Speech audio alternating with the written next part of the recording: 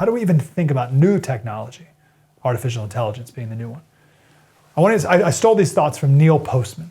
He's a brilliant man. You should read all of his books, they're great. He has 4 things we need to think about when it comes to technology. One of his main books is Amusing Ourselves to Death. Start with that one. 4 things we need to think about. First, technology changes everything. If you take a cup of water and you drop 1 drop of red dye into it, what happens? Do you have clear water plus a drop of red dye?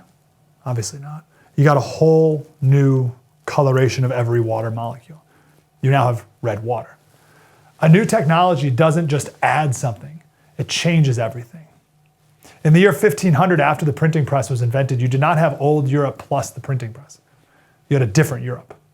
After television, America was not America plus television. It was a whole new America. It affected everything. So we're not going to have America plus artificial intelligence. It's going to be a whole new world, one that's unrecognizable. Second thing to think about, there's always trade-offs. Most people think of a new technology as only a good. We never think about the disadvantages or the costs of a new technology. We never think about what we lose with a new technology. Maybe people think about the jobs lost, but you lose a lot more than just that. We think of what a new technology will do, but we don't take the time to think about what a new technology will undo. We'll talk about this more with our guests coming up. The third thing we need to think about is technology changes how you think. People used to sit and watch 3 hours of Lincoln Douglas debates, and now political TV commercials are 30 seconds. That's because of television. And now because of social media, it's even shorter than that. It's changed how we think.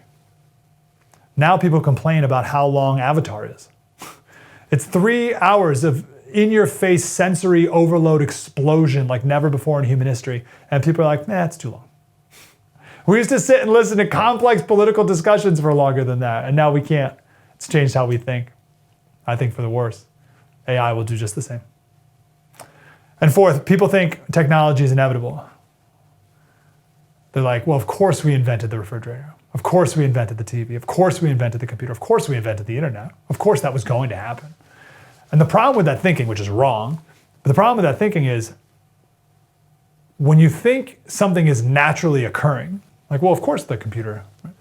Then the idea of putting a limit on it not only never crosses your mind, but if someone brings it up, it's like they're like appalled, right? So if the government said, hey, we're going to only broadcast television from 5 to 11 p.m., people would be like, what? That's outrageous. Whenever a new technology comes around, any limit proposed is off the table.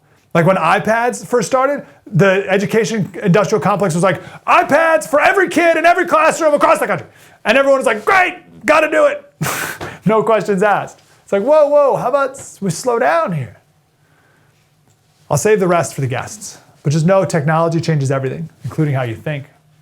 People think it's only good, but it's our job to ask, what will this new technology undo? What are the trade-offs? And then, if you think it's worth it, we still have to protect our families from the negatives as long as we can. Hey, thanks for watching that clip. That was from our special Age of AI. We talk about ChatGPT and what that means for our future. Do you know all about ChatGPT? The more I think about it, the more to a dystopian place I go real fast.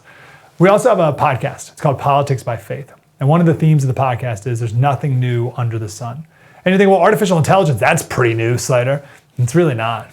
It's all been done before. How can that be?